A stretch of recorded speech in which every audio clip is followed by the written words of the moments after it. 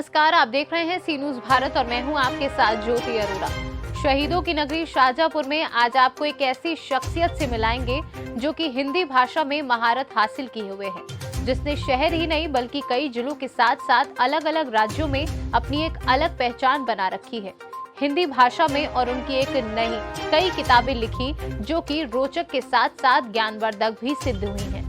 बात की जाए इस कोरोना काल की तो इन किताबों में एक अलग धूम मचा दी, जिसको लोगों ने खूब पढ़ा और सराहा, साथ ही और किताबें लिखने के लिए भी प्रेरित किया। इसी को ध्यान में रखते हुए डॉक्टर मोहम्मद अरशद खान ने किताबें लिखना भी शुरू कर दी हैं।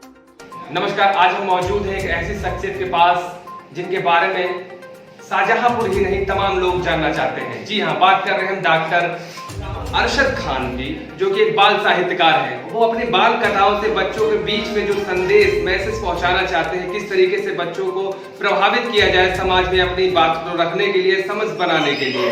जी हाँ, अभी हम आपको रूबरू कराते हैं डॉक्टर अरशद खान जी से। जी बहुत बहुत शुक्रिया। मैं पिछले लगभग 30 वर्ष हो गए मुझे बाल साहित्य लिखते हुए। मेरी जो पहली रचना प्रकाशित हुई थी तो तब मैं 8वीं कक्षा का छात्र था। ये सन 1990 की बात है। उसके बाद से फिर लिखने का क्रम चलता रहा, लिखते भी रहे, बीच में गैप भी आया। और पहली किताब 2001 में प्रकाशित हुई मेरी, और उससे लेकर अब तक मेरी लगभग 15 मौलिक पुस्तकें हैं। और इसके अलावा लगभग गुजराती, उड़िया, अंग्रेज़ी, उर्दू, इन सब में मिलाकर लगभग 9 पुस्तकें और हैं जो अनुदित हैं, जो अनुवाद हुआ है। और भारत के जो सूचना प्रसारण मंत्रालय भारत सरकार का है, उसके द्वारा भी मेरी एक पुस्तक प्रकाशित हुई है। इसके अलावा नेशनल बुक ट्रस्ट से भी मेरी 2 किताबें प्रकाशित भी हुई हैं और पुरस्कृत भी हुई हैं। इसके अलावा भी कुछ किताबों पर काम चल भी रहा है।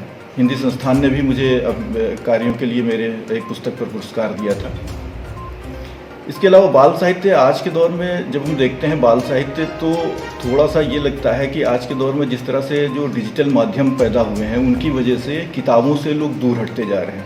ये एक बड़ी समस्या है कि किताबों से लोग दूर हटते जा रहे हैं। तो ऐसे में एक ये सहज सवाल उठता है लोगों के मन में कि बाल साहित्य बच्चों तक कैसे पहुँचे।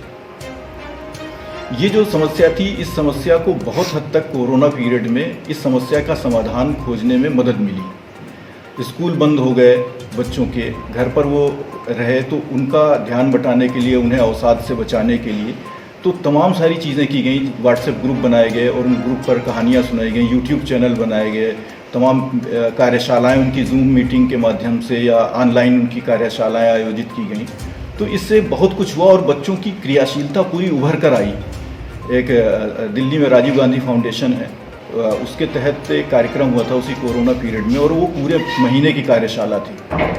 उसमें बच्चों को कहानी लेखन, कविता लेखन, चित्रकला, पत्र लेखन, रिपोर्ट लेखन, इन सब चीज़ों के बारे में बताया गया था। और उस पूरे माह भर मैं उसमें शामिल रहा था। और उसमें बच्चों की जो क्रिएटिविटी है वो गजब तरह से उभर कर सामने आई थी। जैसे ये भी एक सवाल कहा जाता है कि बच्चे, आजकल के बच्चे जो है वो हिंदी थोड़ा सा कम जान रहे हैं। उनसे पूछिए, उनसे कहिए आप 75, तो कहेंगे कि नहीं, अंग्रेज़ी में बताइए कितना होता है। जब आप कहेंगे 75, तो उनको समझ में आता है। लेकिन उस कार्यशाला के दौरान उसमें ज़्यादातर दिल्ली के बच्चे थे, इसके अलावा देश के अन्य हिस्सों से भी बच्चे जुड़े हुए थे। उन सब ने इतनी सुंदर रचनाएँ रची और इतनी बेहतर हिंदी का प्रयोग किया। हाँ, जाहिर सी बात है कि उनमें ग्रामर की कुछ गलतियाँ थी और उस स्तर पर तो रहती ही हैं।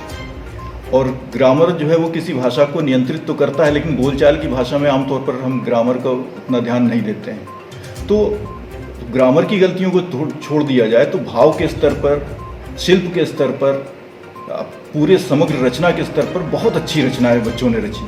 इसके अलावा राजीव गांधी फाउंडेशन अभी तक लगातार कार्यक्रम करता चला आ रहा है। इसके अलावा और भी बहुत सारे कार्यक्रम हुए जिसमें मैं शामिल हुआ और उनके साथ, बच्चों के साथ, उसमें वो बच्चे भी आ रहे हैं जो बहुत उच्च आय वर्ग से भी हैं और वो बच्चे भी आ रहे हैं जो बिल्कुल निम्न आय वर्ग से हैं। एक बच्चे ने तो उसमें यहाँ तक बताया कि मैं मजदूरी भी करता हूँ और पढ़ाई भी करता हूँ। तो ये सारी चीज़ें हैं। तो कुल मिलाकर बाल साहित्य बच्चों तक पहुँच रहा है और उसने अपने नए माध्यम खोज लिए हैं। अब वो किताब वाला माध्यम कम हो गया है, लेकिन अभी भी आप देखिए प्राइमरी स्कूलों में अब सरकार की पहल है तो किताबें पहुंच रही हैं। नेशनल बुक ट्रस्ट से जो मेरी पुस्तक प्रकाशित हुई थी उसकी 2 वर्ष में ही उसकी 3 आवृत्तियां छप चुकी हैं, यानी कि वो किताब 4 बार छप चुकी है। और उसके अलावा उसका उड़िया में अनुवाद हो चुका है, गुजराती में अनुवाद हो चुका है और अंग्रेज़ी में अनुवाद हो चुका है। तो ये किताबें बच्चों तक पहुंच रही हैं और बच्चे पढ़ रहे हैं। बाकायदा बच्चों के फ़ोन भी आते हैं, उनके अभिभावकों के फ़ोन आते हैं कि ये हमने रचना पढ़ी। तो कुल मिलाकर ये है कि किताबें भी पहुंच रही हैं, इसके अलावा साहित्य दूसरे माध्यमों से, बहुत सारे यूट्यूब चैनल्स हैं, उनके माध्यम से बच्चों तक पहुंच रही हैं किताबें। तो मुझे लगता है कि बाल साहित्य का अस्तित्व और हमेशा रहा है और भविष्य इसका बहुत उज्जवल है। शाहजहांपुर से सीनू संवाददाता तबरेज की रिपोर्ट। इस खास खबर में फिलहाल के लिए इतना ही। देश और दुनिया की तमाम बड़ी खबरों के लिए आप देखते रहिए सी न्यूज़ भारत।